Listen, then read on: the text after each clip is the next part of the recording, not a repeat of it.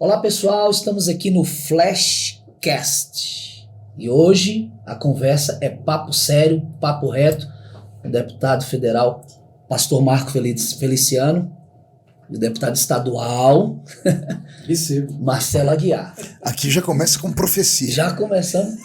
Podcast de mistério. Já tá na frente. Papo sério. Bom, vamos começar da seguinte forma, falando um pouquinho assim, como é que eu posso dizer assim, quem é Marcelo Aguiar? Bom, quem conhece o Marcelo através do louvor, da música. Começou na música secular, que durante anos eu fui um cantor sertanejo, visitei o Brasil inteiro, viajei o Brasil inteiro. Tenho muitas músicas de autoria minha, com a Fátima Leão, minha com o Zezé. Muitos cantores sertanejos também gravaram músicas minhas. Só que aí, no ano de 99 para 2000, tem uma mudança de página na minha vida, Marco e Marinho. Por quê? Na verdade, em 2000 eu aceitei Jesus. Comecei a caminhar com o Senhor e Deus mudou a minha vida e Deus mudou a minha história. Agora completa aí 22 anos servindo a Deus, 22 anos que eu descobri e ressuscitei por esse evangelho e renasci nesse evangelho maravilhoso e começou uma vida nova e uma etapa nova na minha vida. Então eu tenho minha carreira secular, tenho minha vida secular, só que aí também ao mesmo tempo nasce dentro desse momento da minha vida um chamado para a política, que em 2007 foi despertado de uma forma genuína, um amigo nosso em comum, o Lisboa, lá que tá lá em Portugal, que tá lá nos Estados Unidos. Duda Lisboa. Duda. O Duda, que é um querido. Cara, o Duda fez uma pesquisa através de um partido que na época ele tocava, fez uma pesquisa e me trouxe: Marcelo, seu nome é um nome muito fácil, que não tem rejeição. Eu falei: Duda, você tá de brincadeira comigo? Não, tô falando sério. Cheguei em casa, comentei com a minha esposa esposa falou assim: não, eu acho que você tem que estar atento para aquilo que Deus está fazendo. Quem sabe é uma grande oportunidade de você fazer mais pelas pessoas e dar continuidade no trabalho social que você já faz dentro da igreja. E ali eu realmente me despertei para isso, falei com os amigos da igreja, a liderança, me apoiaram e eu fui o vereador, 15º vereador mais bem votado na cidade de São Paulo, com 41 mil votos, 406. Puxa, parabéns. Posso entrevistar também? Por favor. Marcelo, você falou que veio do meio secular, você cantava, você também foi artista, não foi? Sim. Você fez novelas e tal? Sim, fiz uma novela. Me diz uma coisa, como é o bastidor de um artista? Porque quem tá aqui do outro lado da telinha, né, só vê glamour. Vê todo mundo sorrindo, todo mundo bebendo, comendo, todo mundo é bonito, né? Deus te deu aí um DNA diferenciado, né? Diferente do meu e do Marinho, que se para entrar no céu fosse por beleza, né, nós íamos ter que fazer uma plástica antes. Né? Mas eu sempre tive curiosidade de saber, assim, com uma pessoa que esteve do outro lado, porque eu acho que é muito difícil a pessoa deixar tudo o que o mundo oferece para estar com Jesus, porque a proposta de Jesus é para outra vida. É para outra vida. Como é? Muito louco isso. Você sofreu muito, você passou por ostracismo, você passou por rejeição. Conta para nós. Eu sofri muito porque as pessoas naquela época, primeiro que os bastidores, você vende algo que você não tem. Começa por aí. Então, a gente vende uma ilusão, a gente vive em alguns vivem uma mentira muito grande, porque o carro não é meu, a casa não é minha, as roupas também não são minhas, porque alguém manda e eu tiro foto, uso.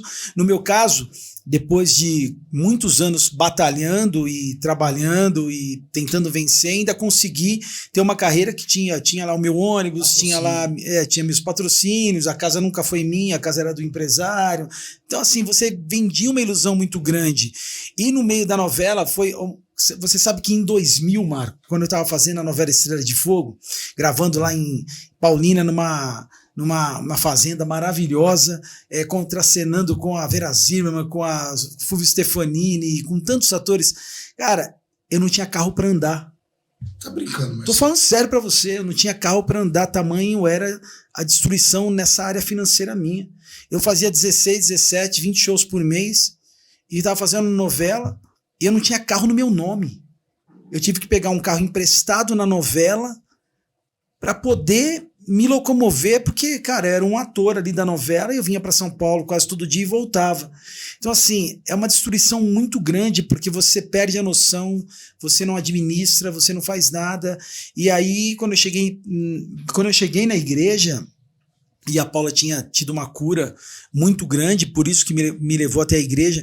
Quando eu cheguei na igreja, e eu só fui ter esse entendimento dessa área destruída na minha vida, quando eu ouvi a palavra, que aí Deus começou a falar, olha, Deus falou comigo nessa noite, se você tivesse uma palavra como essa, seus olhos teriam sido abertos. Uau. Esse foi o sentimento daquela noite. Se você tivesse uma palavra como essa, você não tinha vivido tudo que você viveu, de humilhação, de perda, de abusos, de várias situações. Se arrepende, Marcelo? De ter vindo para Jesus? De jeito nenhum. Largaria tudo 10 vezes. Se acontecesse, largaria as 10 vezes. Não retornaria, não voltaria. Não tem nada, não tem preço que incalculável que é o preço da sua salvação. Isso só confirma uma palavra que eu sempre falo quando estou pregando, de um grande romancista russo chamado Dostoiévski. Dostoiévski viveu numa época que tinha os amigos dele, eram amigos importantes, eram filósofos, né? E, geralmente, para ser um filósofo, você tem que vir da aristocracia, só tem tempo para pensar. Então, eram meninos criados com vó, né? Igual o Roberto Marinho. Assim, o Roberto não toma sopa. Não toma, é porque ele tem nojinho, entende? Menino criado com vó, né? Mas esse Dostoiévski, então ele começou a sondar a vida dos amigos, e a grande maioria dos amigos dele se suicidaram. E ele falou, mas por que meu amigo se suicidou se ele tem dinheiro, se ele tem nome e se é um pensador? O pensador, o filósofo, né, ele pensa demais, e por pensar demais, ele pensa num futuro que ainda não existe. E nas possibilidades de dar errado, frustrou, cria depressão e o cara se matava. Aí Dostoiévski escreveu assim, cheguei à seguinte conclusão na minha vida, todo ser humano tem dentro dele um vazio do tamanho de Deus. Meu Deus. Só Deus pode suprir esse vazio que tem no ser humano. O carro, a fama, o dinheiro, tá aqui, ó. Alguém que foi artista, que é cantor, sertanejo, famoso, e não tinha paz. Nada. Entregou a vida para Jesus. Glória a Deus por isso, parabéns. Parabéns. Desculpa atrapalhar aqui o nosso repórter. Acho que o povo precisa saber disso. Porque as pessoas pensam, Marcelo, que por estarmos no púlpito, sorrindo, cantando, por estarmos na política, você foi deputado comigo, daqui a pouco nós vamos tocar nesse assunto, as pessoas acham que somos uma muralha, né? Mas por dentro, somos seres humanos. Anteontem eu preguei numa igreja, acho que foi ontem, Piracicaba foi quando? Ontem? Anteontem. Aí eu falei lá na igreja assim, chega um ponto da vida que o que você é se torna menor do que o que você representa. Meu Deus. O que você representa se torna maior. Então, você se torna um símbolo. E em nome desse símbolo, você abandona a sua vida. Você abandona os seus sonhos. Então, a pessoa vê o super-homem. A pessoa não vê você chorando no quarto. Não vê você sem amigos para conversar. Longe da família. Longe da família. Porque o sucesso atrai. Eu costumo dizer que a unção atrai. O que presta e o que não presta. A unção atrai pessoas que querem roubar o restinho que você tem. Né? A inveja. Os irmãos de José. Né? Eles não querem a túnica, eles querem matar o José, querem eliminar ele da história, né? Mas faz parte. Obrigado, Marcelo. Eu vi só para interromper novamente, senão depois eu esqueço. O Marco, um dia a gente estava conversando, ele falou assim para mim, que eu comentei a respeito da vida dos filhos, e eu falei da Aurora, da netinha dele. Ele falou, Marcelo, eu estou vivendo hoje com a Aurora o que eu não vivi com as minhas filhas, porque eu não as vi crescer. Então, assim, a Aurora está devolvendo tudo aquilo para você que você perdeu. Não é que perdeu, mas é um preço muito alto a ser pago pela pregação do Evangelho. Você vai orar aqui, Marcelo. A pandemia, esse foi um momento tão tocante na minha vida, porque eu convivi com a família. Eu fiquei 2 anos trancado com a família, que eu não convivi 25 anos. A Karen tem 27 anos, né? Hoje a minha filha mais velha. E esses 2 anos trancado com a família, eu não fui uma nem duas, várias vezes, elas conversando, eu levantava, pedia licença para ir no banheiro e ia chorar. Porque as meninas contavam fatos que eu não tinha visto. E eu lembro de uma delas, falou assim, pai, aqui, o senhor lembra que tinha uma rampa aqui? E para eu lembrar que tinha uma rampa na minha casa, porque foi a casa antiga que eu derrubei para construir outra. Então, o senhor chegava de viagem, o senhor não via, a gente pegava a sua mala, a gente entrava dentro da mala e uma empurrava a outra. Eu falo, me dá vontade de chorar, porque eu perdi isso, eu não vi isso. E isso o público não sabe. E a maioria das bandeiras que nós defendemos hoje, que às vezes parecem duras, é porque também nós vivemos aquilo no passado. A maioria das coisas que Deus colocou nas nossas mãos para nós defendermos e brigarmos foi porque nós sofremos aquilo que hoje as pessoas estão sofrendo e muitas vezes nós nem falamos a respeito disso. Quando a gente defende uma justificativa de um projeto, a gente não pode falar muitas vezes o que nós passamos atrás. Mas eu sei que o Marinho vai discorrer ali perguntas. Siga o script aí, senão a gente... Não, só para finalizar... Só faltou um fundo musical aqui. É verdade, olha só. Uau. Só para finalizar, que você parou quando você ficou... se elegeu vereador para o estado de São Paulo. Mais de 40 mil votos. Foi 41 mil votos. Me elegi vereador em 2007. Fiquei em 2008, 2009 aqui em São Paulo até 2010, quando eu saí para deputado federal. Só que em 2008, 2009, eu tive a maior experiência da minha vida. Quando eu cheguei na Câmara, nunca nenhum vereador de primeiro mandato tinha assumido qualquer trabalho de destaque ou presidido algum trabalho na casa.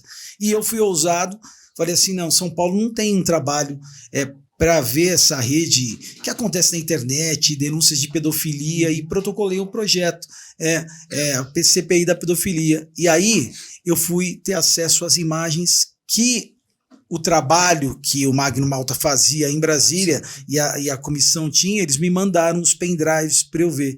A hora que eu peguei o computador e eu coloquei o pendrive e eu abri as imagens, ali eu vi como que o inferno realmente age. E ali eu vi o que o diabo faz com o sonho de crianças, de pessoas recém-nascidas e crianças de 2, 3 anos serem abusadas com os pais, e as imagens tinham aquelas imagens, porque muitas famílias colocavam câmeras e até outros, por loucura, filmavam. E a hora que eu vi aquelas imagens, eu falei, meu Deus, eu fiquei uma semana sem dormir, tamanha a destruição da cabeça que é feita na vida dessas crianças. Quando eu recebi na CPI um garoto de 11 anos, totalmente destruído, porque a criança ela é um receptor muito rápido daquilo que você ensina para ela, por isso que a palavra fala, né? Ensina a criança no caminho. Aquela criança com 11 anos, eu levei para uns médicos analisarem, os psiquiatras, e eles falaram, olha, o caso dele é irreversível. Tudo que ele tem hoje no seu corpo e todos esses trejeitos que ele adquiriu porque ele foi viciado dessa forma, não tem mais jeito, é irreversível. E aí a gente continuou acompanhando, enfim, a CPI foi instaurada, nós recebemos a sociedade civil, recebemos médicos, recebemos pessoas que queriam de qualquer jeito falar que aquilo era um problema de saúde pública, recebemos pessoas que queriam defender que eles eram uns coitados e eles não eram doentes, eles eram vítimas também, e aí nós tínhamos que colocar um programa, e eu falei, cara, se vocês estão loucos, vocês estão querendo pegar algo que é um crime e que destrói com a vida das crianças, e você está querendo proteger, isso não tem proteção. Você pode falar qualquer coisa, mas isso é uma monstruosidade muito grande. Freud diz que tudo que uma criança vê, ouve e sente de 0 a 7 anos vai ser a base da sua construção de caráter, né? E de 7 a 12 a sua personalidade. Então a criança é como uma esponjinha, né? Ela absorve tudo. E não tem nada mais letal, mais nocivo, mais covarde do que você mexer com a pureza de uma criança. E Marcela, dá asco, dá ânsia ver, porque lá em Brasília, nossos debates são daí para cima, e aqueles que defendem outro tipo de pensamento contrário ao nosso, vão falar que as pessoas têm o direito, né? Se a pessoa ama uma criança que é menor, ela não tem direito a amar uma criança. Ei, pere lá, calma. Amor... Fique só dentro do seu peito, guarde agora. Expressar o amor, aliciando uma criança, erotizando uma criança, abusando de uma criança. Olha, eu sou pastor, eu sou contra a violência, mas eu não sei o que eu faria, meu Deus, se eu assistisse em loco, se eu pegasse ali, na cena, alguém abusando de uma criança. Tem imagem, eu não sei o que eu faria. Tem imagem na Deep Web, tá? Alguns tipos de imagens, porque quanto mais terrível, mais caro é. Tem imagem que custa $2.000. Meu Deus do céu. A Deep Web é uma web negra, né? É do submundo que eles dizem, né? Proibidíssimo. É proibida, e parece que ela é 90% do que nós temos na superfície. Você tem acesso ao Google, é só 10%. A Deep Web, ela fica no submundo. Eu sei disso porque quando teve a questão da pedofilia, eu também fui estudar. Eu tive acesso a vídeos que eu vomitei. É chocante, né? E precisa de alguém para defender. pautas que protejam nossas crianças. E aí entra a questão que as igrejas não entendem. O Marcelo Aguiar, Marco Feliciano querem ser políticos só por causa de salário. Nada disso. Nós sabemos o que acontece. E não adianta nada ter um trabalho lá e não ter um trabalho aqui, né? Porque, na verdade, o que acontece em Brasília acontece em nível nacional e você mexe com o Brasil todo. Só que o que acontece no município, o que acontece no estado, são autarquias diferentes e muitas vezes tem leis que se não acontece em Brasília para se tornar uma lei nacional, as pessoas aqui fazem o que querem nos municípios e fazem o que querem nas assembleias legislativas. E assim, a extensão, o dia que nós entendemos que quando nós começamos a pensar, o presidente não faz nada sozinho, porque se não tiver uma Câmara forte, alinhada, não vai dar chance dele de governar, e se nós não tivermos uma Assembleia, porque quando a lei vier de lá para cá, para ser deturpada aqui, não tiver uma Assembleia forte, não adianta. Olha, eu quero dar um testemunho. Nós tivemos, acho que foi em 2016, a votação do PLN não, era... Oh, meu Deus. No Plano Nacional de Educação. PNE. Plano Nacional de Educação. E no Plano Nacional de Educação, Marcelo, eu peguei o calhamaço, que era um plano, era para 10 anos de política pública de escola, 7.000 páginas. Aí eu tive a curiosidade, porque ninguém lê. Quem é que consegue ler? Eu tive a curiosidade de dar uma olhadinha. Quando eu passei assim, olhar, sabe quando umas palavrinhas destacam? Eu vi gênero na primeira página, na segunda, na terceira, na quarta, eu fui riscando. De repente, eu cheguei a milhares de vezes a palavra gênero ali. Eu não sabia até então por quê. Eu dei um Google na internet, gênero, linguagem moderna. Aparece uma senhora, uma filósofa americana chamada Judith Butler. E ela criou o pensamento moderno de que o ser humano não nasce homem e não nasce mulher, que ele é uma construção social. Não importa o órgão genital que a pessoa tenha entre as suas pernas, não importa o nível de hormônio masculino ou feminino que tenha. Na cabeça dessa mulher, o ser humano nasce um ser amorfo. Então, com esse Plano Nacional de Educação, abria-se uma oportunidade para que esses assuntos não fossem só debatidos, mas ensinados.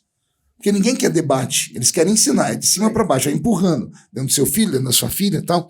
E quando eu vi aquilo, eu falei, não, tem alguma coisa errada. Eu chamei um pessoal, conseguimos ali apresentar vários destaques, com apoio na época da bancada do PMDB, não que o PMDB queria, mas porque nós tínhamos um irmão nosso chamado Eduardo Cunha, que podem falar o que quiserem do Eduardo, ele nesse quesito foi meu herói, porque ele fez com que o PMDB votasse conosco e tirássemos toda a ideologia de gênero do Plano Nacional de Educação. Quase que fizemos uma festa. Falamos, resolvemos o problema. 3 meses depois, o Plano Nacional de Educação é enviado para os estados. Isso. Aí chegou aqui na Assembleia de São Paulo, ninguém quer, voltou tudo de novo. Ninguém quer. O pessoal de esquerda colocou tudo de volta que nós tínhamos tirado. E para achar gente para tirar isso? E para achar deputados que tivessem coragem de se expor com um grupo que não tem nada a perder. Eu costumo dizer isso, o pessoal que luta lá das bandeiras LGBTs, o que um homem mais tem vergonha de si? É de ser exposto. Se uma pessoa não tem vergonha de expor a sua sexualidade, de expor às vezes até a sua perversão sexual. Não, eu gosto de cachorro, eu gosto de uma árvore, eu gosto de dormir com 10 homens, com 10 mulheres. Se a pessoa assume isso publicamente, ela vai ter vergonha do quê? De nada. Então esse pessoal foi para cima, e quando eles não têm essa questão, nada os impede, os que são conservadores, quando vão falar com eles, são atacados de maneira virulenta e violenta. E aí todo mundo se cala. E para achar um Marcelo Aguiar ou um Marco Feliciano aqui na Lesp? Não tem. Foi um Deus nos acuda. Tivemos que acionar pastores. Para vir aqui fazer pressão. Os padres. Aí vieram os padres e os pastores fazer pressão. Aí movimentaram, que o pessoal fica com medo de voto. Mas aqui em São Paulo conseguimos. Houveram estados do Brasil que nós não conseguimos. Nós tivemos força e passou. Então, se nós não tivermos aqui coesão e trabalharmos juntos e pensarmos a política para 10 anos, nós nunca vamos chegar a lugar nenhum. E vou falar aqui com quem está assistindo a gente. Tem muita gente que vai bater na porta da sua igreja agora e vai desaparecer para sempre. São políticos bissextos, são políticos de 4 em 4 anos. Não tem história política. Agora veja a minha história, veja a história do Marcelo. Na Comissão de Direitos Humanos, o Roberto deve entrar aqui daqui a pouco, eu tive um guerreiro do meu lado que foi Marcelo Aguiar. A gente chorava junto, a gente apanhava junto. E eu vou falar, não era falta de medo, não. A gente tinha medo, mas não tinha para onde correr. Não tinha para onde ir. Ou enfrentava, ou aguentava. Eu tive prejuízo na minha vida, assim, que são irreversíveis. Saúde da família, igrejas depedradas, igrejas fechadas.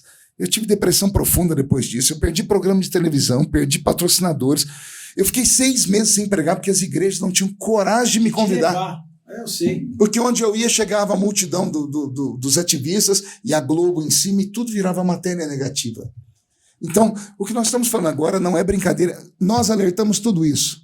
E hoje está aí, ó. Olha só, pastores lá no norte do país estão sendo processados porque não batizaram pessoas homossexuais. E o pastor não sabia. O pastor descobriu que a pessoa era homossexual no dia do batismo porque ela chega com o marido dela. Meu Deus. Aí o pastor fala, não, a gente não faz esse batismo. As pessoas foram lá na delegacia e fizeram boletim de ocorrência. Eu avisei isso em 2010, nós falamos em 2010, em 2013. O povo riu da gente. Então, pessoal, não é brincadeira, a questão é muito séria. Isso é um movimento mundial. E alguém deve estar do outro lado agora, um crente assistindo assim, mas vocês dois são pastores, vocês conhecem a Bíblia, é o fim. É o fim, ou não, é o começo do fim. O fim só vai se dar quando o Espírito Santo sair da terra e a igreja for arrebatada. Paulo, falando aos Tessalonicenses, diz assim, ainda há um que detém o espírito do anticristo, que é o Espírito Santo que está em mim, está em você.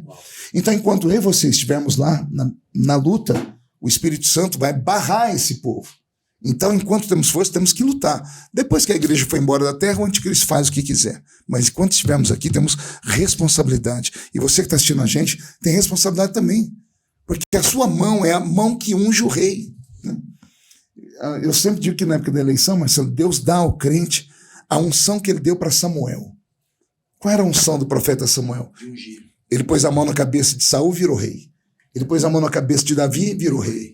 Quando você pegar a sua mão e ir lá na urna eletrônica, naquele lugarzinho secreto, e você apertar aquelas teclas, você está ungindo os reis desse novo tempo, as pessoas que vão representar. Falei demais já. Forte isso.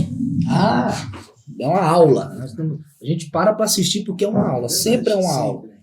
Mas aí chegamos na questão de Brasília e já vamos para lá, quem está na Comissão de Direitos Humanos. Mas pastor Marco Feliciano, fala também quem é o pastor Marco Feliciano. Que, claro, né, dispensa assim, mas eu costumo falar sempre o seguinte, Marcelo. A exemplo, por exemplo, você falou que chegou em Brasília em 2010. 11, né? Que no caso foi como... No mesmo mandato. Quando o pastor chegou junto. Mas olha só, nós estamos em 2022. O Marco me ajudou na campanha de vereador e depois ele foi para Brasília. Foi para Brasília. Nós estamos em 2022. Já se passaram 11 anos, 10 anos. Quem tinha 5 anos naquela época, hoje tem 15. Quem tinha 6, hoje tem 16, já vai votar. Então, eles não conhecem. Tem gente que está totalmente por fora. Então, por isso que às vezes eu sempre falo, pastor, fala de onde o senhor veio, quem que o senhor começa, como o senhor falou, que nós vamos tocar nesses assuntos que vai ver também. Então, lá, para você que é adolescentezinho aí, eu sou o tiozão, tá bom?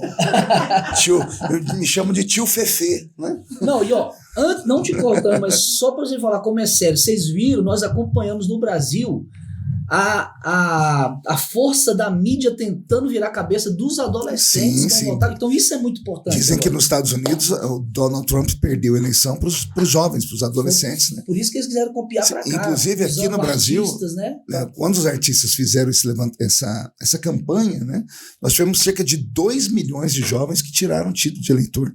E esses 2 milhões podem mudar a situação, podem virar a eleição. Podem sim.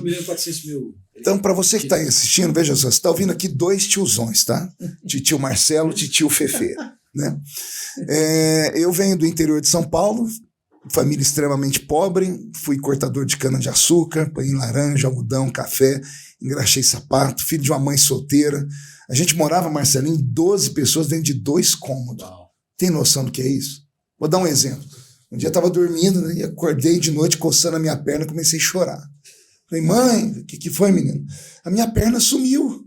Por quê? Eu estou coçando e não estou sentindo. A minha tia gritou, você está coçando a minha perna. Era perna demais em cima de uma cama. A pobreza na minha casa era tão grande, Marcelo, que pinico e panela a gente confundia os lugares. Tinha hora que o pinico estava em cima do fogão, a panela debaixo da cama. Muita pobreza. E eu conheço Jesus. né? Vou falar já do processo do pastor evangélico, porque eu fui coroinha na igreja católica também. Com 13 anos, 13 para 14 anos eu conheço Jesus, foi logo depois do carnaval, 1987. Fui para uma igrejinha pequena, barulhenta, Assembleia de Deus. Não entendi nada do que o pastor pregava lá, um presbítero, mas ele dava uns pulos tão bonitos. E se alguém falasse para mim, ele está cheio do espírito, eu falei, deve ser o espírito do Bruce Lee. Porque ele fazia aquelas coreografias extravagantes, né? E eu achei aquilo bonito, né? E eu sempre fui muito espalhafatoso, né? Meu sonho, Marcelo, era ter sido artista. Eu quase corri atrás. Uma vez eu corri atrás de um circo. Nós conversando uma vez informalmente, foi do Circo do Biriba. Isso, né? Pois bem, eu arrumei a minha trouxinha para ir atrás do Circo do Biriba. Tá brincando. Minha mãe que não deixou, minha mãe correndo, uma trouxinha. Eu peguei uma sacolinha de plástico, coloquei 3 shortinhos, 2 camisetas que eu tinha. Meu sonho era. Eu queria ser artista, né? Eu acho que eu sempre tive uma veia meio cômica, né? Acho que ia ser, não sei, né? Era o meu sonho. E quando eu fui para a igreja e vi que o pastor, ele é quase que um artista. Né? É claro, no sentido mais santo da palavra, tá? Não é profano. Porque o pastor, ele atua. O que é um artista? É aquele que atua. O pastor não prega só com a voz, ele prega com o corpo. Sem dúvida. Porque o corpo fala. O cantor fala com gestos, com o corpo, né? E eu vi que aquilo era para mim. Tinha um moço que sentou do meu lado, né? Quer dizer, eu sentei do lado dele, e ele passou a reunião inteira falando uma coisa que eu não entendia nada. Terminou o culto, eu perguntei para ele, sua mãe tem uma floricultura, né? Falei, por quê? Mas você ficou a reunião inteira falando samambaia. Que samambaia que é? Ele falou, não, é língua de anjo. Eu falei, quê? Isso é língua de anjo. Eu falei, você tá doido? Você não fala nem português direito? Ele falou, mas a língua de anjo eu falo. Aí ele abriu a Bíblia e me mostrou Atos dos Apóstolos, capítulo 2. E por isso eu me envolvi com o Espírito Santo e me tornei, acho que, um dos pregadores de palavra de avivamento, né, dessa nossa geração. Assim nasceu minha vida. Fui para a política em 2010 para fazer o meia-culpa, porque em 2004 eu preguei no maior congresso do Brasil, que é o Congresso dos Gideões, e eu falei que se algum dia alguém me visse na política, é porque eu estava desviado. Podia orar por mim, fazer o apelo que eu ia voltar. E em 2006, 2 anos depois, veio o PLC 122, a lei da homofobia, que quase calou pastores e Brasil, pastores e padres. E eu falei, só tem um jeito de eu consertar o que eu fiz, porque eu sempre fui, eu doutrinei uma geração, eu fui símbolo de uma geração. E quando eles escutaram eu falar que política a gente não devia se meter, ninguém olhou para a política. E na falta de olhar para a política, entramos nesse caos. Então eu falei, só tem um jeito de consertar. Eu vou me envolver na política, seja o que Deus quiser. Sem apoio de ninguém, fui eleito com 212 mil votos na primeira eleição em São Paulo. Poxa, quanto cabe no Maracanã? Sim. 70 então põe 3 Maracanãs lotados de pessoas saindo de casa para votar no seu nome, sem um centavo, sem nenhuma instituição religiosa grande apoiando, porque as grandes igrejas têm os seus candidatos. E cheguei em Brasília e fiz barulho, né? Em 2010 nós chegamos juntos, eu e Marcelo. Em 2013 eu vou para a Comissão de Direitos Humanos. Ali, acho que a esquerda esperava que alguém trouxesse o assunto à baila para eles impor uma grande derrota. Tanto que eu fui alvo de manifestação em 60 países do mundo. Eu fui capa de revista, eu fiz as páginas amarelas da Veja. Jornal Nacional 90 dias, apanhando todo dia. Então ali me deu uma projeção mundial. Me tornei um símbolo do conservadorismo e hoje estou no meu 3º mandato, lutando aí, buscando o 4º, com a misericórdia de Deus, a ajuda do Marcelo e a bondade de quem está nos assistindo aí. Maravilha, tá vendo? A história tem que ser contada porque ela é poderosa.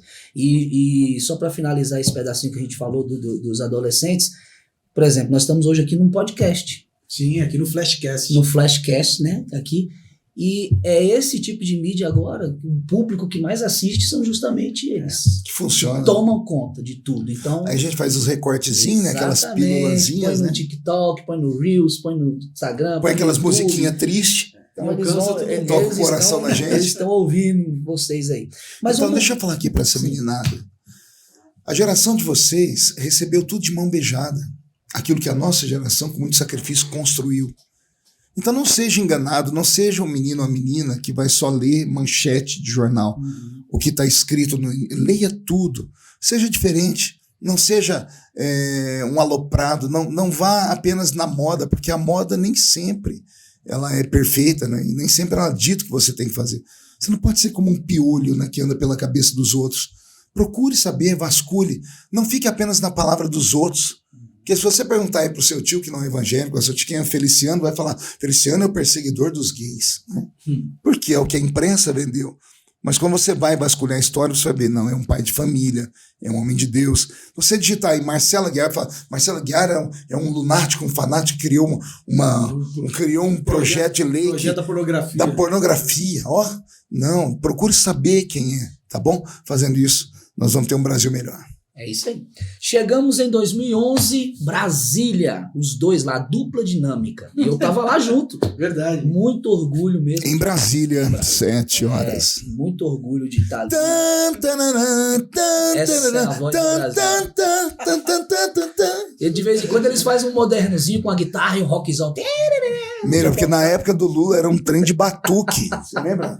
Era uns trem de batuque. Ainda bem que o Bolsonaro chegou e botou um negócio. Vai chegar o dia que vai tocar essa musiquinha e vai acontecer o quê? Nós vamos ouvir o jornalista falar com a palavra, Sua Excelência, o presidente da República Federativa do Brasil, e ele vai começar dizendo: eu cumprimento os compatriotas brasileiros. Com a paz do Senhor. I believe in that. Chegamos em Brasília 2011. Vamos lá. O tema é aborto. E vocês enfrentaram isso lá com grandeza. Tinha lógico, a bancada evangélica, que nós chamamos assim de Frente Parlamentar Evangélica. E na Câmara conseguiram segurar, barrar. Porém, o STF deu uma ajuda lá e às vezes fazia sempre essa partezinha. Então vamos comentar sobre isso agora. Eu lembro que, não sei se vocês lembram, fizeram até vigília na porta do STF, aquela cantora lá do Nordeste também foi lá. Elba Ramalho sofreu, coitada dela. Então vamos nesse assunto primeiro, porque foi algo que vocês dois combateram juntos e... Um dia nós entramos dentro do parlamento com a faixa fazendo a oração do Pai Nosso, lembra? Lembro. Opa! Aquela ideia foi minha. O pessoal me chamou, vamos fazer uma oração. Eu falei, não, vamos fazer o Pai Nosso, porque todos os deputados católicos também sabem. Verdade. E nós paralisamos uma votação na Câmara. Você quer começar? Não, mas foi isso. Eu lembro de você ligando para todo mundo, tentando reunir, porque o mais difícil era reunir o pessoal todo. E aí reunir ali o Salão Verde, antes que a gente entrasse. E aí todo mundo entendeu a proposta, né? E a hora que nós entramos, Pai Nosso que estás no céu, aquilo tomou eco, a mídia já veio.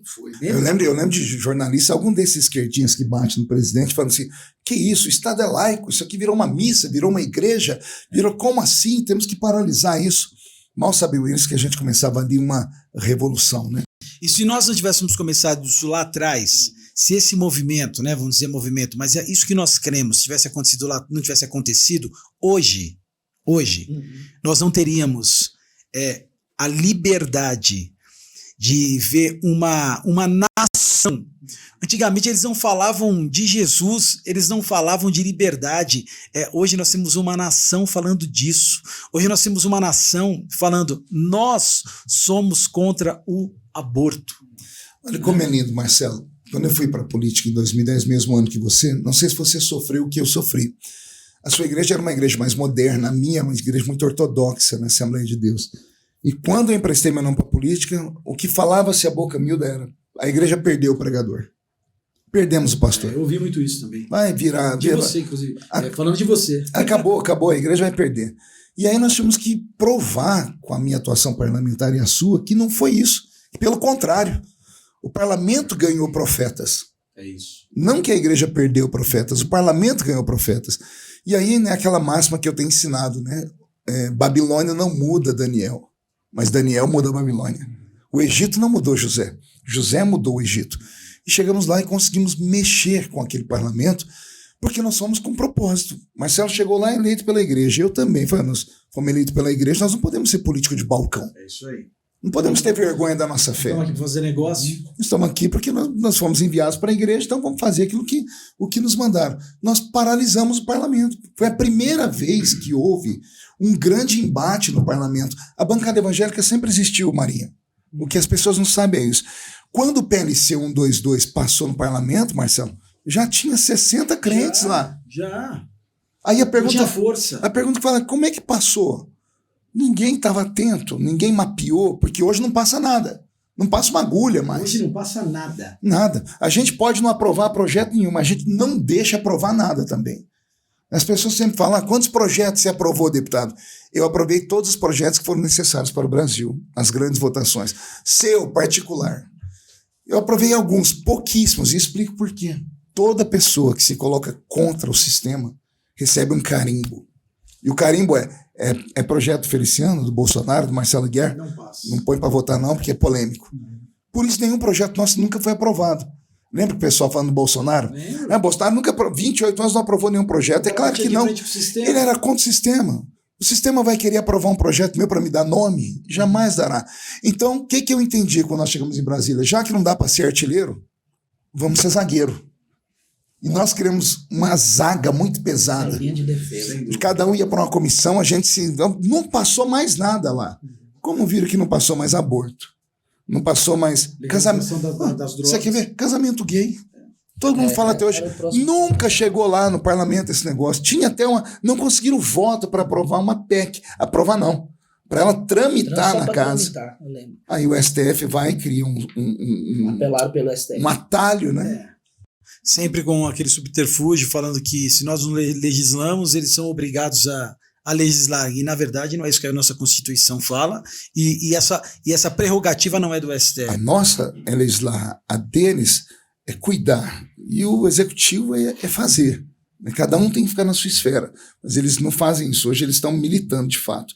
Então, essa questão do aborto, a questão do casamento homoafetivo, liberação das drogas, escorreu tudo para a mão do STF. E aí o nosso maior perigo nesse momento. Está todo mundo vendo. Pessoal, eu sou deputado federal com mandato. Eu, Marcelo, tenho medo de falar alguma coisa aqui nesse podcast para amanhã minhas mídias sociais estarem todas trancadas e eu perder até eu ser processado, acordar com a Polícia Federal na minha casa para tomar meu celular. Mas foi bom você ter tocado nesse assunto, porque acho que o grande medo da nação, nesse atual momento, por isso que nós estamos vivendo não só uma polarização, mas vivendo um momento de terror, porque a população está com medo de perder aquilo que eles... de maior valor da vida, que é a liberdade.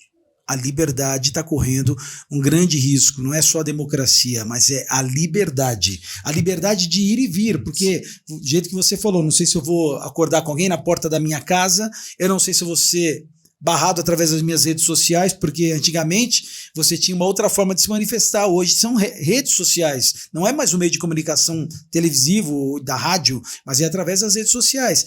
Estamos correndo um risco de perder a nossa liberdade, Marco. Tá aí, olha, eu logo na primeira semana da campanha, se acompanhou, eu expus o meu pensamento. Eu tenho um pensamento que as igrejas podem sofrer sanções caso um governo de esquerda, um governo comunista assuma em retaliação ao nosso apoio ao presidente Bolsonaro. Eu tenho medo de que possam lacrar as nossas igrejas, não com cadeado, mas por via de projeto de lei. Você sabe que isso é muito bem possível. Já estou com processo por fake news. E aí vem outro problema, né? Não existe lei sobre fake news. E o que diz a Constituição? Não há punição para um crime que não conste na lei. Não tem tipificação. Não tem tipificação criminal. E aí como é que você vai tipificar uma coisa sobre fake news? Tá aí o meu pensamento. Eu acho. Quando eu falo que eu acho, eu falo, não, você está divulgando fake news. Pô, e a minha liberdade de pensamento, a minha liberdade de consciência vem antes de todas as liberdades. Se eu não penso, eu não existo. Não foi o que disse o filósofo? Penso, logo existo. Se eu não posso pensar, por quê? Se eu penso, não posso falar. O artigo 53 da Constituição Federal, todo deputado ele tem liberdade para falar o que ele pensar sobre quaisquer pensamentos e posicionamentos. Aí eu tive que assistir o Daniel, um grande amigo meu, Daniel Silveira, ser preso. Eu tive que assistir o Otônio de Paula e outros deputados terem seu celular tomado e a sua privacidade invadida pelo STF. Se fosse um criminoso, hein? É uma coisa estranha. Nós vimos aí agora esses empresários. Eu acho que o medo da população é esse. Quer dizer, você não pode... Aliás, vamos parar para pensar aqui um pouco, tá? Você que... Nós estamos aí vivendo um momento político agora. Você não vai mais poder ir com o teu celular, você tem lá, que nem o meu título de eleitor é digital. Eu não tenho mais, eu tenho papel, mas fica guardado. É digital. O meu também.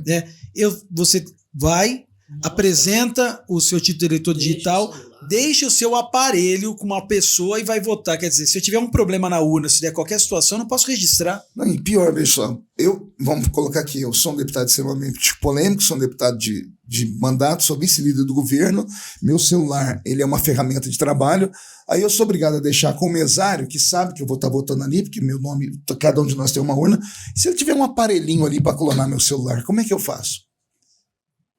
É muito sério. É lógico que é sério. Isso é invasão de privacidade mesmo.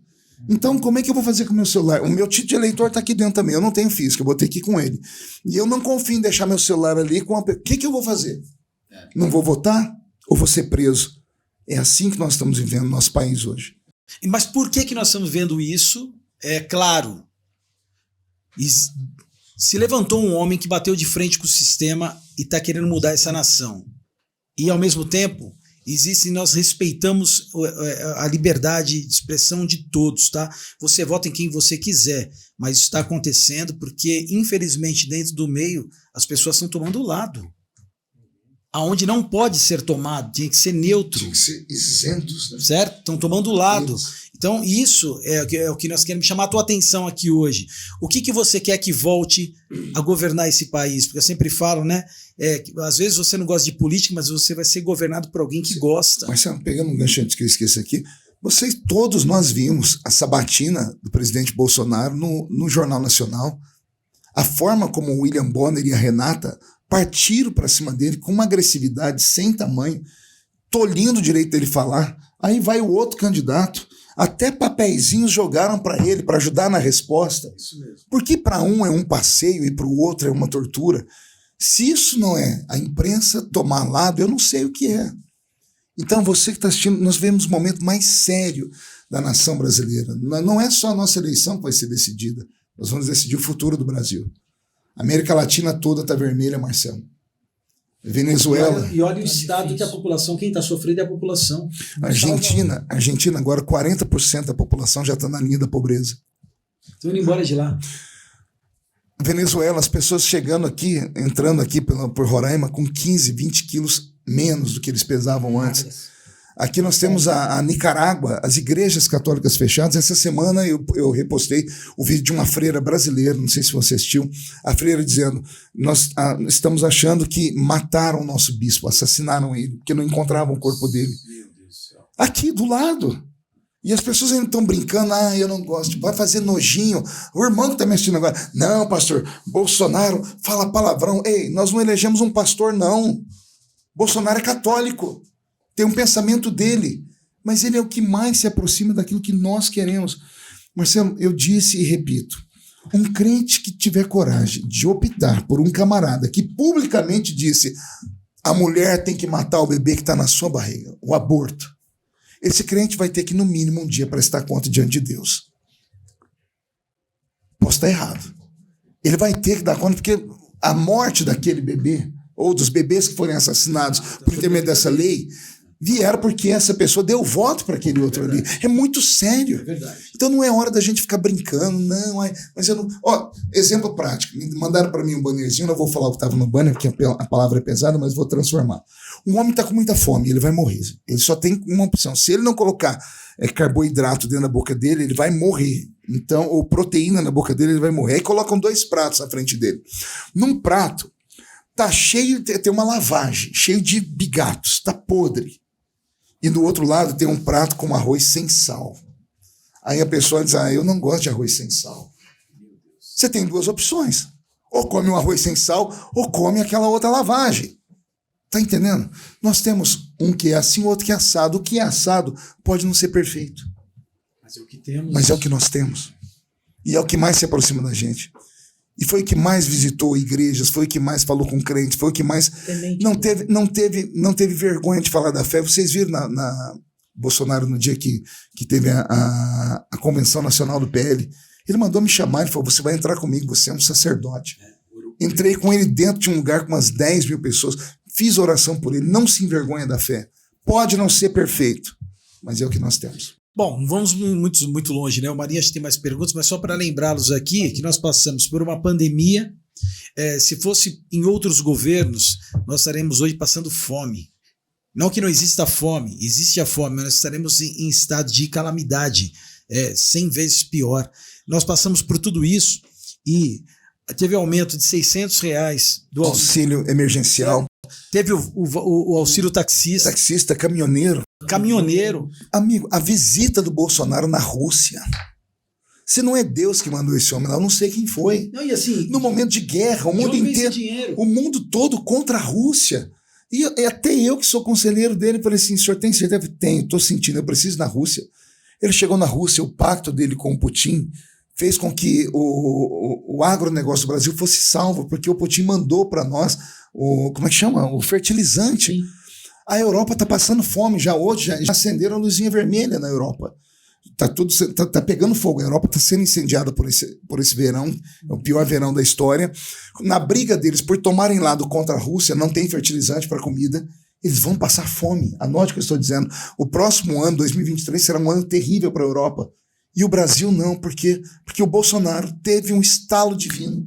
Foi lá, falou com o Putin, todo mundo bateu nele, lembra? A imprensa inteira, a grande imprensa. 2, 3 semanas depois chegou, caminhando toneladas de fertilizante para o Brasil, vindo de onde? Da Rússia.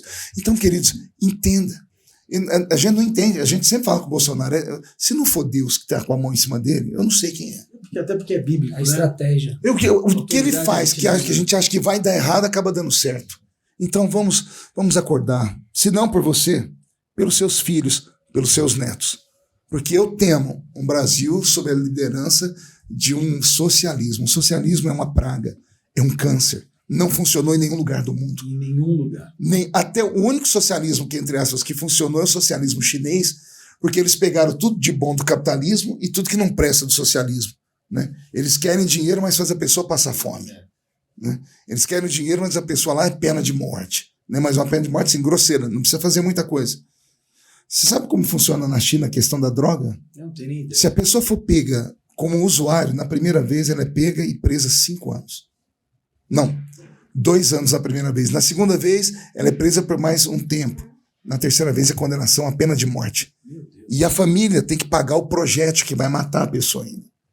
Então, é o socialismo chinês. É um socialismo que tem o pior do comunismo e o melhor do capitalismo. Dinheiro para nata e para o povão só um trabalho escravo. Né? Então, nunca funcionou. O que nós temos hoje aqui no Brasil é uma oportunidade única.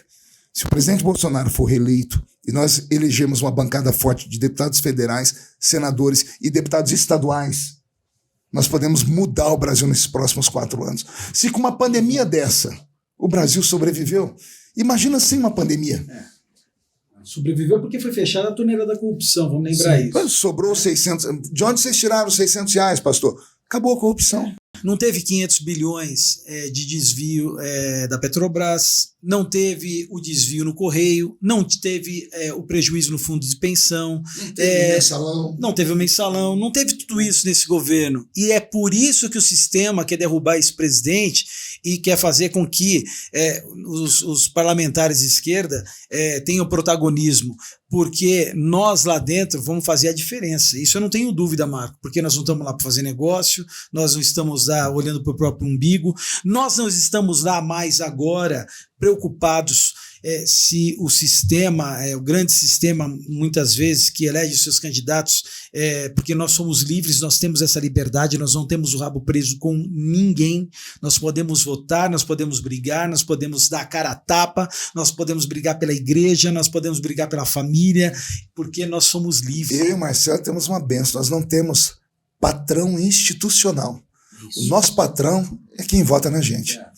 Então a chave do meu gabinete vai estar na sua mão, a chave do gabinete do Marcelo vai estar na sua mão, e a minha chave e a dele vai estar trocada, porque eu preciso muito, Marcelo, que Deus me dê uma reeleição, né? E preciso que Deus te dê eleição para a gente trabalhar unidos, porque eu sei, repito, como é difícil, eu consegui uma vitória lá em cima e não consegui aqui no estado. Então nós vamos fazer essa casadinha aí. Eu só quero que você saiba que você votando no Marcelo, você está votando no Marco Feliciano. E você votando no Marco Feliciano, você está votando no Marcelo Aguiar. É isso. Tá? E somos uma só pessoa aqui nessa questão política. Entende? Vai ser um gabinete só. Então, o que acontecer lá em Brasília vai acontecer aqui no estado de São Paulo e vice-versa. Os projetos que ele conseguir aprovar aqui, eu vou transformar em projetos federais. Os que eu conseguir lá, eu mando. Ele também aprova aqui na instituição estadual. E eu preciso muito. Agora eu vou fazer um pedido aqui. Você que está nos assistindo agora, você que me conhece há quantos anos? As primeiras 200 mil pessoas que votaram em mim, Marcelo, no segundo mandato as 400, na terceira, numa eleição difícil, 240 mil pessoas, não votaram em mim porque eu sou bonitinho. Você me conhece, eu tenho história. Eu entrei na sua vida através de uma palavra. Uma pregação que Jesus me deu mudou a sua história. E eu sei que você vota em mim por gratidão. E você tem visto que a sua gratidão não foi jogada dentro da lata de lixo. Você tem carinho. Eu quero muito que você transfira esse carinho que você tem pela minha vida para o Marcelo Aguiar. Porque, primeiro, é meu irmão, nós já choramos junto, a gente ri junto. Ele até me deixou gravar música com ele, eu estraguei 2 músicas dele. Né? E vou estragar mais música daqui até a volta de Jesus ainda, porque eu gosto de música. E nós somos mais que amigos, somos irmãos, nós temos assim uma amizade que é de coração mesmo. Então, transfira o seu carinho, tá? O carinho que você tem pelo pastor Marco Feliciano, divida ele com o pastor Marcelo Aguiar. Meu número como deputado federal é 2270. E o do Marcelo é 20 mil. Olha que facilidade. 20 mil para deputado estadual, 22,70 para deputado federal, 22 para presidente da República. Então, não é difícil. Nós contamos com a sua ajuda. Repito, Marcelo, nós não temos nenhuma instituição religiosa que nos apoie. Pelo contrário, eu e o Marcelo, nós somos agora leprosos. Qualquer igreja grande de nome que a gente chegar, a gente não pode chegar nem na calçada da igreja. Porque as igrejas já têm os seus candidatos próprios. Então, quem é que sobra, Marcelo? Essas igrejas independentes que ninguém dá atenção para elas, mas que eu atendo, que o Marcelo atende, que a gente vai, prega e canta. E não é só por causa de política, a gente faz isso há anos, eu faço isso há 30 anos. Né? Então, nós contamos com a sua ajuda, pastor. Com a sua ajuda, irmã do Círculo de Oração, com a sua ajuda, ministro de louvor, para você que é líder de células, para você que é presbítero, apóstolo, evangelista, bispo, bispa, missionário, nos ajude. Nos empreste mais uma vez o seu voto de confiança, tá bom? É o meu pedido. Deus abençoe, né? E você falou uma coisa importante, pastor Marco, e o Marcelo também. Muitos, às vezes, chegam lá, que a bancada é grande. Mas esse é o problema, uma virtude que vocês dois têm, de abrir a boca, dar a cara a tapa, de lutar, de falar. E é um dos problemas que, desde 2011, vocês enfrentaram lá no parlamento. Porque eu participei lá também, eu vi. Vocês enfrentaram o problema da oposição e de todo esse sistema querendo corromper a família, os bons costumes e tudo isso. A grande mídia, a extrema imprensa, mídia, os artistas, os intelectuais. De contrapartida, vocês enfrentaram também o problema de os pares, irmãos que se omitiam. Eu cheguei à conclusão no final de um mandato que eu só tinha alguns ali que eram primos. Que ele não era irmão, não, que era primo. O Marco pregou uma palavra. O Marco pregou uma palavra no dia desse que foi de extrema importância, porque a gente faz uma reflexão sobre João Batista. Cara, o mandato nosso é meio João Batista. Você tem 2.000 pessoas, mas você pode parar no calabouço de forma injusta e não ter mais ninguém do teu lado. Todo mundo te abandona. Então é mais ou menos isso que você acabou de falar, é mais ou menos isso. Chegou uma época que ninguém queria nem se aproximar do Marco. Sim. E chegou uma época que ninguém queria se aproximar do Marcelo. Porque, de repente, nós pensávamos diferente. Mas nós pensávamos certo. Sim. E o pior não é só isso. E os ciúmes dos irmãos. Não, na foto todo mundo queria aparecer, lembra? Quando dá certo, vem todo mundo. Quando vinha a foto, todo mundo Quando dá certo, vem todo mundo, mas na hora dos bastidores... Cara, teve gente que não defendeu o Marco quando ele estava sendo apedrejado. Pelo contrário, me bateram, irmãos nossos me bateram. Não foram irmãos só, não. Jesus, pode soltar a língua? Calma. Eu lembro que falava assim, não, mas eu não concordo. Artistas gospels, gente famosíssima. Sim, eu ia falar isso daí. Tiveram, inclusive, que sair do Brasil. Mas, na época... Fizeram videozinhos que eu já vasculhei na internet, deletaram, dizendo assim: queridos irmãos homossexuais, nós amamos vocês, nós não somos como esses. Jogando em cima de mim como se eu estivesse perseguindo alguém. Nós amamos por vocês. Aí passou o tempo, né? Deus é bom, né? A pessoa falou não sei o que contra os homossexuais, mas virou um inferno a vida da criatura. Aí eu fiz um videozinho, né? Falei assim: não saia do Brasil, não, fique aqui. Né? Vamos trabalhar junto. Lembra que eu contei lá atrás como era difícil, né? Então o tempo passou, as coisas começaram a ficar lúcidas, mas naquela época, Marcelo, olha, eu lembro que era difícil ter um ombro para chorar, ter um amigo. Eu tinha medo de andar perto de mim. Não, foi um tempo terrível. É sério. Onde eu andava, a imprensa, virei chacota, eu apanhava na rua. Você estava do meu lado, Bento, apanhamos dentro de avião, né? Então, mas graças a Deus valeu a pena, né? Porque aquilo ali nós mandamos um sinal, a mente do cristão abriu. Na eleição seguinte, nós elegemos 80 deputados em 2014. Na eleição seguinte, em 2018, elegemos 111. E a nossa intenção agora é aumentar a bancada federal. Mas a minha preocupação não é a bancada federal, Marcelo, é a bancada estadual. Isso. Porque o que eu descobri? Que nós podemos ter 200 deputados federais, mas na hora da briga vem 5 só. Mas é isso mesmo. Então, por isso que eu estou aqui insistindo, vocês precisam eleger o Marcelo Aguiar no estado de São Paulo. Vocês precisam mandar ele para a Lespe. Marcelo Aguiar precisa do nosso apoio, porque eu conheço ele tem costa, aqui aguenta a pancada, não tem medo, não tem vergonha do evangelho, então não basta mandar qualquer um, tem que ser alguém diferente. Por isso estou aqui insistindo, deputado estadual 20 mil, Marcelo Aguiar. Deputado federal 22,70. Eis-me aqui. Se não der certo, 70 de novo. 22,70. Vai até dar certo. Boa, já deu jargão. Vai dar certo, vai dar tudo certo. Vamos fazer uma pausa, falar um assuntinho leve, bem gostoso, que eu gosto muito, o Marcelo também e o pastor Marco Feliciano também.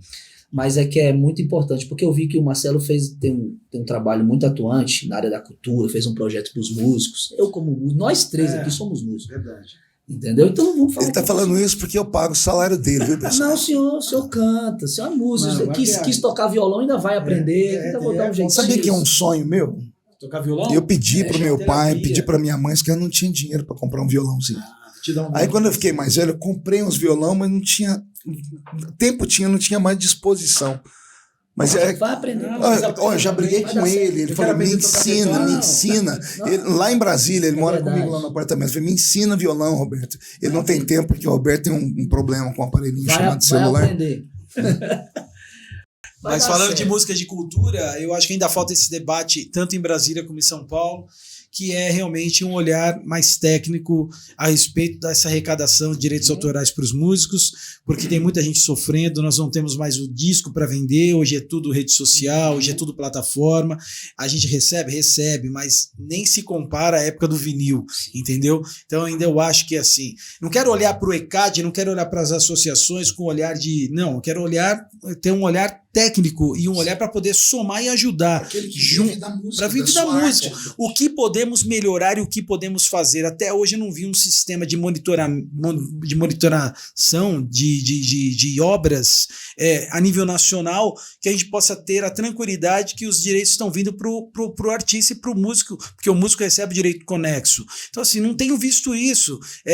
Não tem as novas associações, desculpa, tem que ter um sistema integrado, todas as rádios têm que ser monitoradas em tempo real e ao mesmo tempo ter uma programação, toda a programação tem que ser lançada num sistema único para que veja ali que a música foi executada e os direitos têm que ser arrecadados. A maior dívida que nós temos é de inadimplência de rádio hoje para músicos.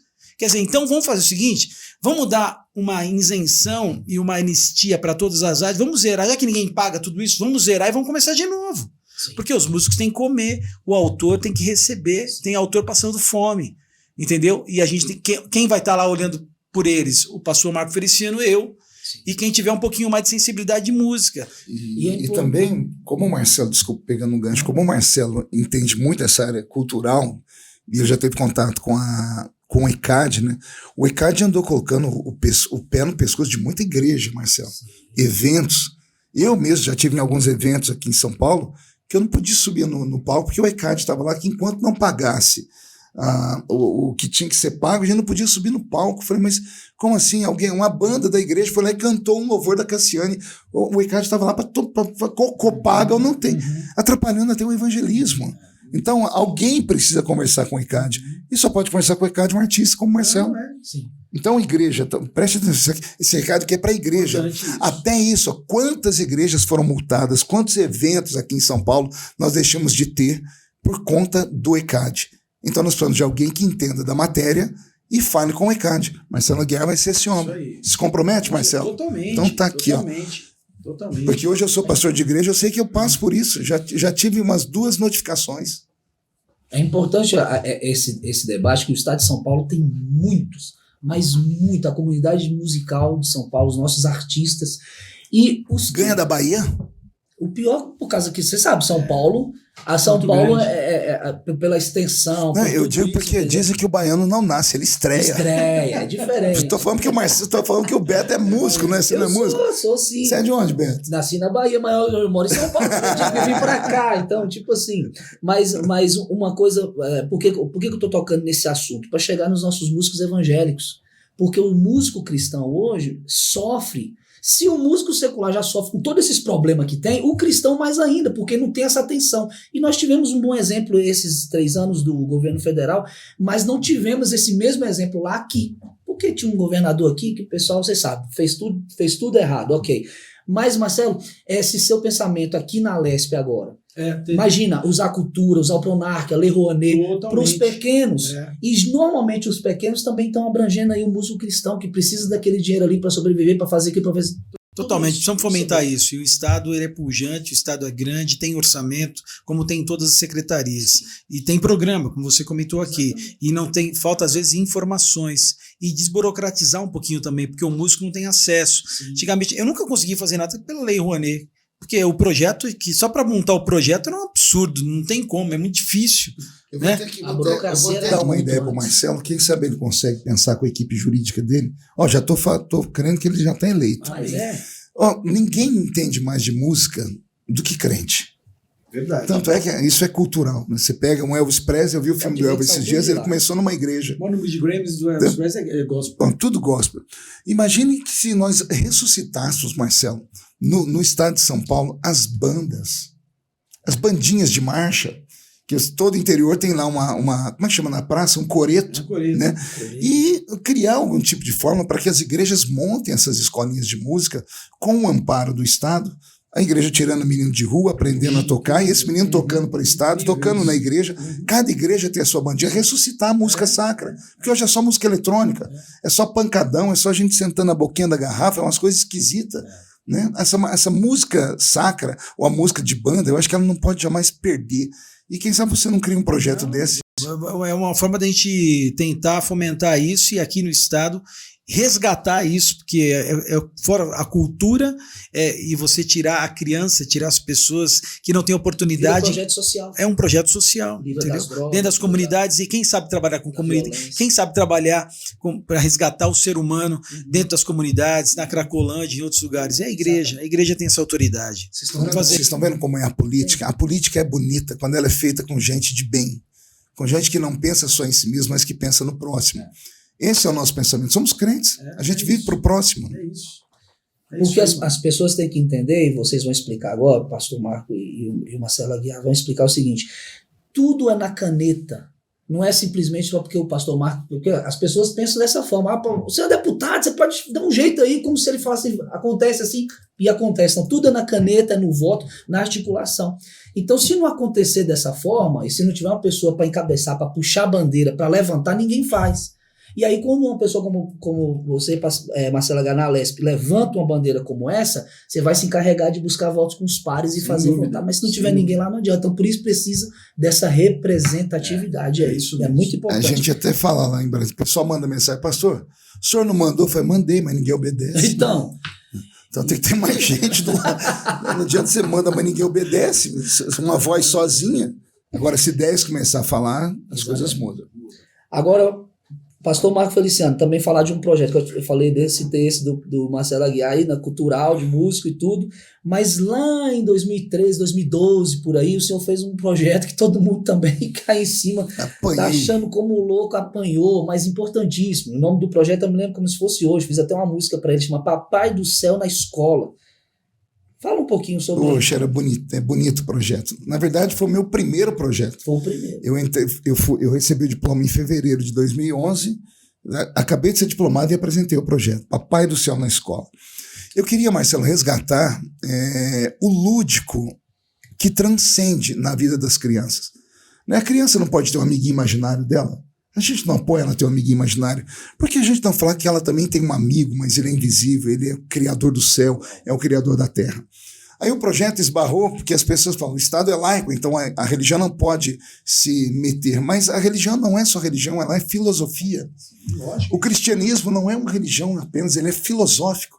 Então no meu projeto eu coloquei não ensinar uma religião, mas os grandes ensinamentos das grandes religiões. Porque tirando a questão de céu, inferno e dogmas, todas as religiões têm um norte. Ser humano, amar o próximo, respeitar pai e mãe, né, respeito mútuo. Então esse era o projeto. Por incrível que pareça, o relator do projeto era do PT, chama Pedro Kizai, que foi de universidade, e por incrível que pareça, ele aprovou o projeto. Só que quando chega na Comissão de Cultura, o presidente ou os presidentes que assumem não tem coragem de colocar para votar. Porque o projeto é de um pastor, quem é o relator é um petista, e o petista quer, porque ele foi criado em escola, tem um nome essas escolas, não é escola fundamental, uma escola religiosa. Como é que é o nome da escola religiosa? Tem o ensino fundamental e tem o ensino, daqui a pouco a palavra vem. Então Pedro Kizai, ele foi criado nessas escolas, né? Não, tem um nome quando é uma instituição religiosa. E ele diz que aquilo fez muito bem para ele. E como o projeto não visa igreja A, B, C ou D, e religião faz parte do ser humano, vamos ensinar um dia na escola para ensinar as crianças que existe algo, ou esse universo nasceu do acaso. Não pode ser, né? É a teoria do arquiteto inteligente, né? Hoje já é discutida pela ciência, que eles sabem que, por exemplo, você pegar um relógio suíço que tem milhares de peças, se você acredita que tudo vem do nada, é que esse relógio ele surgiu do nada. Foi juntando pecinha por pecinha e virou um relógio. É impossível. Tem alguém, tem um arquiteto que pegou a peça, fabricou, juntou. Então o universo tem um arquiteto, né? Então não importa que nome se dê esse arquiteto nas religiões. Então se a gente pudesse plantar isso dentro dos nossos filhos, nós iríamos resgatar valores, Roberto. Valores que fariam os pais e as mães ficarem mais felizes. Marco, só para complementar, o ano passado eu estive com o Dom Odilo, né? E o Dom Odilo, ele estava falando um pouquinho de uma discussão que eu tive com a professora Dorinha, que é deputada, foi relatora do Fundeb, dali do Fundeb, e eu estava falando a respeito da escola com princípios, que é a escola que seria utilizada dentro dos núcleos religiosos, dentro das comunidades, para que as crianças que não têm um poder aquisitivo, assim como outras pessoas têm, tivesse também o direito de estudar numa escola com princípios. Tá? E a discussão, sabe a única regulamentação na lei do Fundeb hoje que pode ter uma escola como essa? O sem terra. Sério. Ou então área indígena. Quer dizer, a comunidade, como tem uma grande igreja, poderia ter escola com princípios, que é o sonho do Dom Odilo. E ele está fundando agora, no próximo ano, 10 escolas que chamarão escolas com princípio. Olha só. Para esses esquerdistas, né, que não conhecem nada de Constituição, a Constituição Federal prevê o ensino religioso. Sim. Só que ele é facultativo. Como é facultativo, as escolas preferiram não colocar. Deveriam colocar e o aluno escolher. Então, como ele é muito complicado, porque vai ser, eu sou espírita, eu quero um ensinamento espírita. Sou católico, sou umbandista, sou budista, sou protestante, eu quero. É muito complicado para a escola mesmo. Então, esse meu projeto, ele facilitava. Ele já pega o que está na Constituição, modifica e coloca princípios de religião. É isso aí. E aí, respeitando todos. Todos. Seria uma coisa muito linda, seria um gol de plata. Acho que é uma bandeira para voltar a ser debatida. Com certeza. Vou me debruçar sobre ela de novo. Dentro da O comissão. projeto, inclusive, está aí, pastor. O problema é que era o governo do PT, e depois, quando o nosso presidente assumiu, veio pandemia, veio tudo isso, e aí não teve mais condições, não. Mas agora vai, nesse próximo pleito aí agora, em nome de Jesus, vai dar tudo certo isso daí. Eu tenho certeza disso daí. Vamos falar um pouquinho agora do nosso presidente? Vamos, Inclusive, lembrei aqui o nome. São escolas confessionais. Pronto. A palavra não vinha. Procurei nem na internet, eu achei, veio do nada, que é aqueles lampiros, né? Então existem as escolas de ensino confessional, escolas judaicas são assim, algumas escolas metodistas, né? Então são escolas de confessionais. E como o esquerdista fala que o Estado é laico, ele acha que não tem que se ensinar. A palavra laico não tem nada a ver com laicista. O laico é um Estado em que você tem direito de ter a sua própria religião, não ter nenhuma. O laicismo seria um Estado ateu. O Brasil não é um Estado ateu, então nós podemos sim falar sobre política, religião, discutir. Ótimo. Perfeito. Tá vendo que aqui é uma aula? Quando eu digo, vamos falar um pouquinho sobre o nosso presidente Jair Messias Bolsonaro, que eu quero começar falando o seguinte: vocês dois são culpados por essa bênção. Não, Marco. Culpados, vocês dois ali na Comissão de Direitos Humanos. Ele levantava para chutar, foi o Marco. Era o Bolsonaro. Então, era o pastor Marco Feliciano, era ali o presidente. De um lado ficava Bolsonaro, do outro lado Marcelo Aguiar. E ali o Brasil começou a conhecer quem era Jair Messias Bolsonaro, e vocês dois dando aquele suporte ali. E hoje é o nosso presidente. Nasceu ali, né, na Comissão Direitos Humanos, Marco? Foi. Eu até lembro do Bolsonaro falar para mim: Feliciano, eu sou capitão, mas aqui eu sou seu soldado, viu? Se você não puder falar, fala que eu falo. E como eu sou pastor, né, não pode.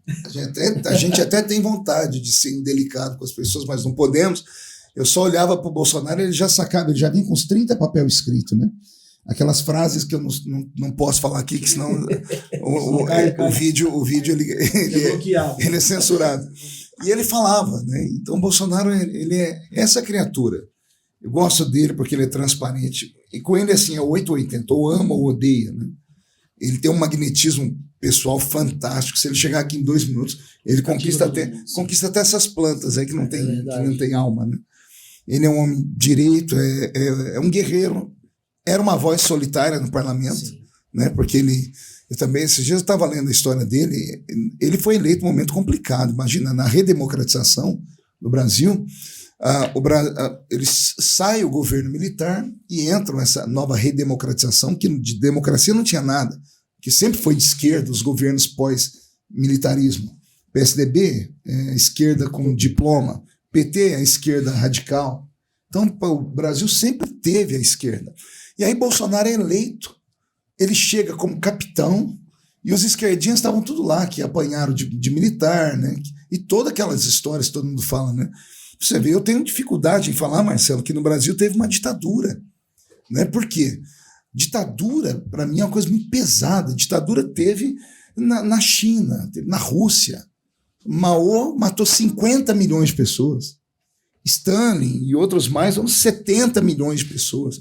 Aí você fala da ditadura no Brasil, faleceram 400 e poucas pessoas e outras que desapareceram. É claro que se uma pessoa tivesse sido morta pelo pensamento político dela, já é motivo para eu vomitar, que ninguém deve sofrer nenhum tipo de violência pela sua fé cristã, ou pela sua fé, pela cor da sua pele, pela sua posição social, pelo seu posicionamento político, né? Mas falar que houve uma ditadura aqui, como ditadura se quem estava lá foi eleito pelo voto popular, foi o povo que colocou? Aí, tudo bem, aí vem a redemocratização. Aí Bolsonaro entra num parlamento onde só tem gente que era contrária a ele. Os caras queriam matar ele. E ele nunca carregou, patriota do início até o fim. Nunca vi Bolsonaro mudar seus posicionamentos de princípios, né? É claro que hoje, como chefe da nação, às vezes o ótimo é inimigo do bom na política. O que ele queria era isso aqui, mas isso aqui não dá para aprovar. Mas com o acordo dos outros dá para aprovar isso. Então vamos lá. É ele sentando com o centrão. A pessoa fala, não tem outro jeito. Ou ele faz isso ou ele vira um ditador. Tem um jeito dele não ter o apoio do centrão. Fecha o parlamento e ele vai governar o povo. É isso que você quer? Não é. Então, para governar, ele tem que conversar com o parlamento. Então, Bolsonaro, ele para mim é um estadista, é único, é diferenciado. Não é à toa que ele é presidente do Brasil. Não é à toa que ele é presidente do Brasil. Isso começou lá atrás. Eu lembro das primeiras reuniões quando começaram a ter na casa de alguns parlamentares. Quando se falava que Bolsonaro seria candidato à presidência da República, todo mundo achava uma loucura. Mas essa loucura que nasceu dentro da Comissão de Direitos Humanos, que depois veio o Magno, que depois veio o Onyx, e depois começou as reuniões na casa dos parlamentares, nos apartamentos funcionais, e a primeira reunião tinha 5 pessoas, a segunda deu 22, e depois eu vi gente saindo dos partidos e irem para onde ele estava indo, e assim começou uma revolução dentro do Brasil, né? E um movimento, e aquilo que ele queria falar era a vontade que a nação queria falar, e por isso que ele parece que entra na casa das pessoas e faz parte da família, e ele chega e conquista todo mundo, e ele sai de moto, sai todo mundo junto, e ele vai, enfim, o Bolsonaro é um fenômeno. Onde ele vai? Semana ele foi na Jovem Pan, parou a Jovem Pan, parou o prédio, parou a Avenida Paulista, parou a Dirce lá, a famosa Dirce, que todo mundo come na Dirce, parou a Dirce. Porque ele é do povo. E, na verdade, o que nós estamos vivendo hoje, esse retorno econômico que nós estamos vivendo, pode falar qualquer coisa, mas a economia está sendo novamente retomada. A gasolina, o cara, todo mundo metendo pau no presidente. Olha, o cara não manda na Petrobras, o cara é maioria lá dentro e não manda em nada. Peraí, só um minutinho. Ele teve coragem de ir lá e, através de um decreto, diminuir o ICMS da gasolina. E aí a gasolina tem lugar aí chegando a R$ 4,30, R$ 4,20, R$ 3,50 em alguns lugares, porque consegue comprar agora e pelo incentivo fez os governadores tentarem pegar uma carona e abaixar preço disso também. Então assim, esse é o presidente. Pronto, vai falar o quê? O que você vai falar de um cara desse? Você quer que volte quem? Você quer que volte o anterior, que, volto a falar aqui, que roubou 500 bilhões da Petrobras, que fez com que aquelas outras pessoas que fizeram parte da delação premiada devolveram trilhões. Muito dinheiro, muito dinheiro. Foi muito dinheiro. O brasileiro tem a memória curta, né, Marcelo? Por isso nós estamos fazendo esse podcast aqui para tentar fazer você lembrar das coisas sérias, né?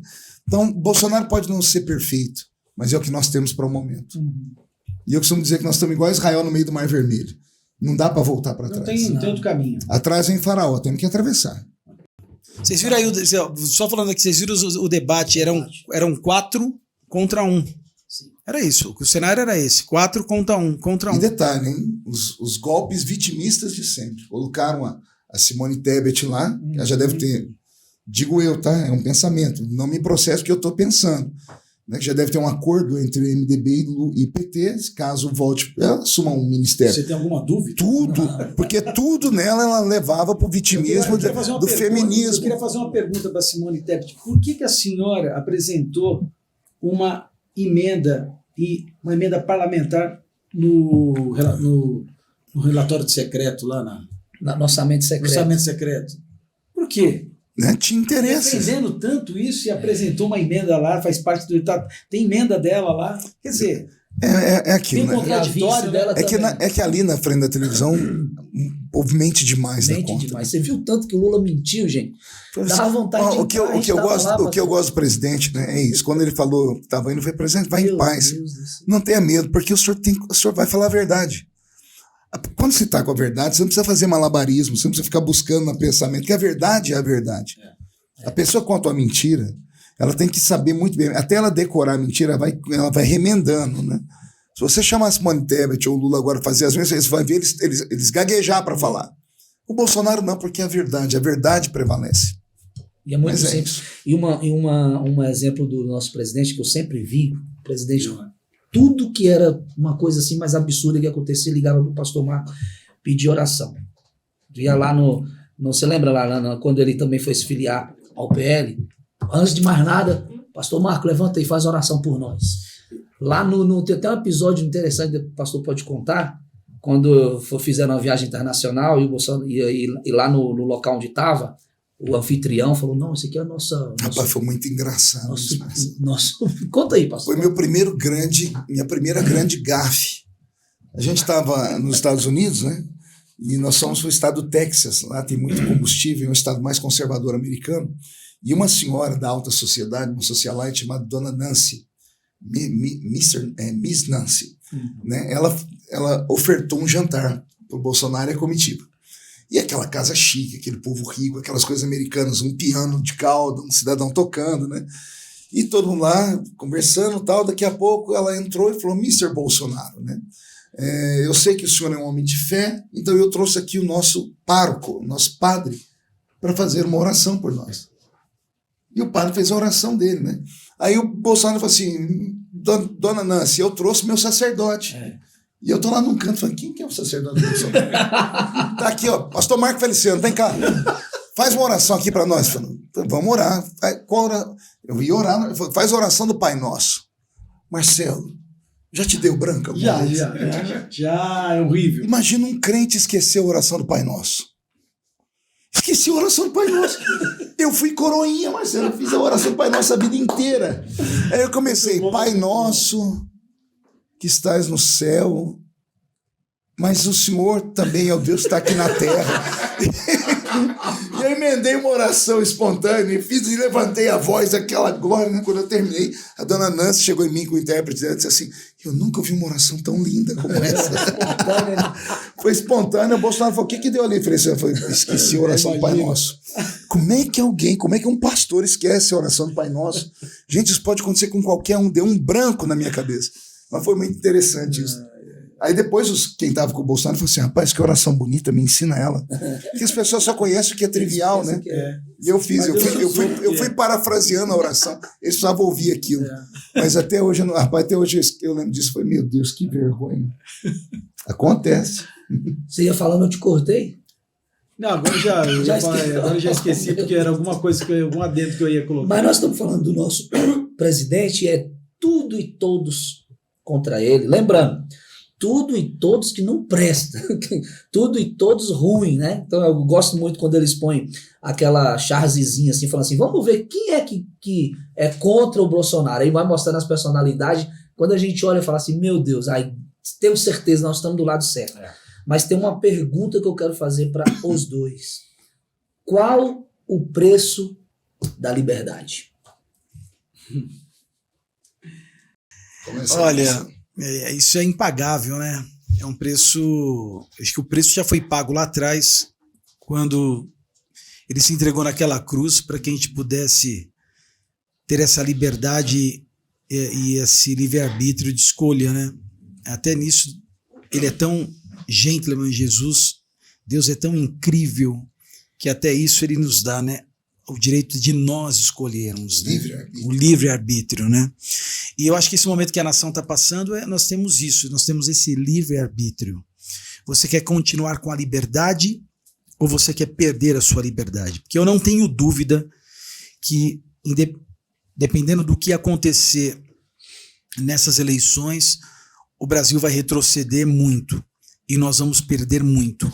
Perder a liberdade, perder o direito de escolha, vamos ser a nossa riqueza, nós vamos ser tolhidos através do meio de comunicação de forma inteligente, porque eles sabem fazer, mas eles vão querer nos parar através do meio de comunicação, eles vão querer nos calar e eles vão voltar com aquele projeto antigo deles, que era colocar a igreja no lugar dela, sabe? Já foi declarado isso, colocar a igreja no lugar dela, pastores e padres no lugar dela, sendo que o que nós temos que ouvir são os pastores e os padres, porque eles nos colocam, nos dão um norte através da palavra. Então, assim, esse preço ele já foi pago. Eu não quero perder a minha liberdade de me expressar, a minha liberdade de trabalhar por aquilo que eu creio e a liberdade de pensar, de ter o livre direito de pensar. Né, Marco? Alguém disse assim, o preço da liberdade é a eterna vigilância. Uau. A eterna vigilância é o preço da liberdade. Né? E o que é o vigilante? É aquele que fica atento a coisas, a cenas, a sinais. Quer ver, Marcelo? Você falou sobre a educação. Pega o que aconteceu durante os governos petistas com a educação brasileira. Lembra, eu sou da época que você repetia de ano, porque você não tinha mérito suficiente para passar. Então você ficava no ano de novo, você ia até aprender. E aí quando você aprendia, você crescia. Eu faço parte de uma geração que ainda sei falar um pouquinho, sei escrever, conjugação verbal, difícil errar, né? Pega depois de nós a geração nova. Eu recebo perguntas de jornalistas que erram em português. Eu vejo advogados que quando vão erram conjunção verbal. E alguém fala, o que aconteceu com a educação brasileira? A falta da vigilância. Vem os petistas, vem a esquerda e falam, não, o sistema Paulo Freire, a criança tem que crescer. Hoje o menino ele não repete mais de ano, ele vai sendo empurrado. Chega na 6ª série, não sabe ler, não sabe escrever. Não sabe. Quando lê, não entende o que está lendo. Chama-se analfabetismo funcional. Nós não vigiamos. Nós pais não vigiamos. Nós não vigiamos com os nossos filhos assistindo as novelas, assistindo a televisão. A mente das nossas crianças está destruída. Porque a esquerda pensa nisso, dê liberdade sexual à juventude. O prazer pelo prazer, não importa como a pessoa chega, ela tem que ter tudo que ela quer. E a vida não é assim. Há que se ter parâmetros, há que se ter limites. Porque uma criança que cresce sem limites, ela vai ser uma criança problema para o resto da vida. Sem dúvida. Você lembra da lei da palmada, Marcelo? Meu Deus do céu. Então, olha, o povo até esqueceu disso. A lei da palmada, olha, Nós não tivemos voto suficiente para derrubar a lei da palmada. Conseguimos melhorar ela. Eu lembro que um debate eu suscitei, que estava lá dizendo assim, o pai e a mãe que provocar na criança qualquer tipo de sentimento que deixe ela infeliz ou angustiada, perderá a tutela sobre o filho. Isso é um absurdo. E aí a pergunta que eu fiz na hora, eu falei assim, mas como é que se mensura sofrimento? Explique. A criança está lá, aí a mulher deu um exemplo, a Érica Cocai. Se a criança estiver quietinha no canto dela, muito triste, é porque ela está magoada, ela sofreu algum tipo de constrangimento, ela sofreu algum tipo de... Ela está intranquila, ela está passando por angústia. Aí a professora pergunta e a criança fala, meu pai gritou comigo. Pronto, tu perdeu a tutela, vai perder o filho. Então o Estado, quando ele se mete na mão daí, o que o Estado socialista quer? Entrar na sua casa e tirar os seus direitos. Entrar na nossa igreja, tirar nossos direitos. Entrar no seu trabalho e tirar os direitos do dono do trabalho. Eles desmotivam o empresário. Que a gente dependa deles. Sim, olha que interessante, como é que o funcionário fala mal do patrão. Ei, vem cá, você estava desempregado, estava chorando, estava lutando, ia entregar currículo para tudo quanto é lado. Abriu a porta do emprego. Você vai ter comida, pode não ter tudo que quer, mas tem tudo que precisa. Aí começa todo mundo, não, patrão não presta, não, esse patrão me rouba. Gente, nós temos que orar pelos patrões, nós temos que orar por aqueles que têm dom para administrar, porque nem todo mundo tem dom para administrar. Verdade. Nem todo mundo nasceu para ser dono, nem todo mundo nasceu para ser chefe. Tem gente que nasceu, é o limite da pessoa. Tem que respeitar. Então, nós temos que sonhar com um país próspero, e a prosperidade não passa por auxílios, ela passa por empregos. Foi Ronald Reagan que disse que o maior projeto de auxílio social que existe no mundo é o emprego. Porque se a pessoa tem emprego, ela tem dignidade. Aí vem a esquerda e cria processos trabalhistas, 1 milhão deles. Né? O patrão é o país que mais tem processo trabalhista. O Brasil, se não me falha a memória, é o único país que tem justiça trabalhista no mundo. Invenção lá de 1950, com Getúlio Vargas e tudo mais, socialista, comunista. Então você amarra a nação não cresce. Um funcionário hoje no Brasil, ele custa 1,8. Ou seja, cada 3 funcionários, o patrão poderia cada 2 funcionários, o patrão poderia pagar 1/3 só de impostos. Imagina se isso acontece no Brasil. Acabou o desemprego, nós tínhamos que importar a mão de obra. Porque nós temos aí hoje 10, 12 milhões de pessoas desempregadas, nós temos uns 70, 80 milhões de empregados. Se cada 2 pode ter mais um, ia faltar 20 milhões de emprego no Brasil. Então, tudo passa por um governo conservador, liberal econômico, como é o governo do presidente Bolsonaro. Pobres sempre teremos conosco, precisamos ajudá-los. Ajudá-los até que eles consigam caminhar. Né? O que não se pode é fazer uma coisa ad eternum e você simplesmente deixar a pessoa mutilada. Você só dá... Meu avô falava assim para mim, não adianta você dar um peixe para a pessoa. Dê uma vara, a isca, ensina ela a pescar. Sem dúvida. Que ela vai valorizar. Agora, você tem tudo de mão dada, você tem tudo de mão beijada, chega uma hora que a pessoa não quer mais nada. E a gente não quer um país de auxílios, né? Nós queremos um país de oportunidades. Próspero, pungente, um país crescente. De oportunidade, que você realmente tenha seu emprego de forma digna. Olha, eu queria fazer aqui um apelo para quem está nos assistindo hoje. Eu queria que você aproveitasse e utilizasse bem o direito que você tem no dia 2 de outubro de mudar a história da nossa nação. Eu queria pedir para que você, no dia 2 de outubro, nos dê a oportunidade de continuar trabalhando por você, pelos seus filhos, continuar trabalhando pelas nossas igrejas, continuar trabalhando por quem faz parte das igrejas, porque a gente não foi levantado para cuidar de instituições, nós fomos levantados para cuidar de quem está dentro das instituições, para que você possa sair de casa para um culto sem medo de voltar e preocupado porque não tem segurança, porque não tem isso, porque não tem aquilo, medo de andar na Avenida Paulista, ter o seu celular furtado, assim como tantas pessoas hoje acontece. Para isso, a gente precisa mudar a cultura. Para isso a gente precisa estar ali para votar medidas restritivas e dar força para as nossas polícias e uma nova remuneração, enfim, coisas que eu sonho assim como você também sonha.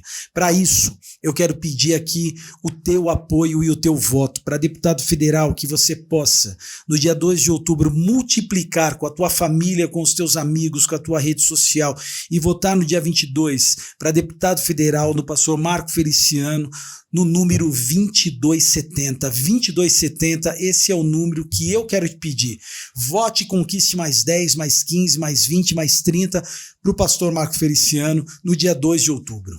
E no dia 2 de outubro, eu quero que você vote 20 mil, tá? Se você pudesse votar 10 vezes, eu falo para você votar as 10. Mas como não dá, você pode multiplicar família, grupos de WhatsApp, seu Instagram, né? Você pode conseguir o nosso número, é muito fácil, está tudo esparramado nas nossas redes, nos ajude. Pessoal, são duas pessoas transparentes, são duas pessoas que você já conhece, não é um novo navegante, não são pessoas inexperientes, né? Nós conhecemos o submundo da política e a nossa vida tem sido sempre um livro aberto e transparente. Perfeito ninguém é, só Jesus é, e até o perfeito mataram.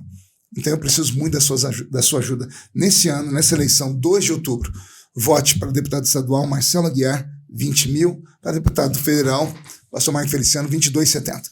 É isso aí. E agradecer aqui o Marinho, que brilhantemente, né, fez um papel. Tamo junto, eu sou aluno. Tô aqui só aprendendo. Bonner, cara. Olha, vou até fazer um pedido aqui, viu, Marcelo? Vou fazer um pedido que eu não fiz ainda. Você que nas últimas 2 eleições para deputado federal votou no Marinho, o Marinho abriu mão da candidatura dele por algo maior, viu, gente? Porque nas últimas eleições, vocês lembram que ele estava comigo. O Marinho abriu mão, falou assim, olha, já que a gente não consegue, então nós vamos, já que 2 a gente não consegue, vamos focar tudo em um só. Então, Marinho, eu quero que você peça para as pessoas que estão ali, ó, os que votarem em você, 40 mil pessoas votarem em você. Vou até virar para a câmera aqui, ó. Isso. Porque nas últimas eleições, 2018, o pastor Marco Feliciano fez esse pedido aí, nós fizemos essa dobradinha e fomos muito bem votados, só que foi uma eleição atípica, né? Então, os quase 40 mil votos que eu tive no estado de São Paulo, a pedido do meu pastor Marco Feliciano, agora nós precisamos dar todos eles para o Marcelo Aguiar, ainda multiplicar, tá? Eu sou um aluno dos dois, estou lá em Brasília desde 2011, aprendendo com os dois, continuo lá em Brasília com o pastor Marco Feliciano também aprendendo, porque numa hora certa aí nós vamos estar juntos de Com novo. certeza. Mas agora o momento é esse, é pastor Marco Feliciano, 2270, e o Marcelo Aguiar para estadual, 20 mil. Inclusive, vou até falar, 20 mil assim, gente, 20.000. Não é 21.000, não é 20.000. 20 mil, porque às vezes isso confunde as pessoas. Sim, lógico.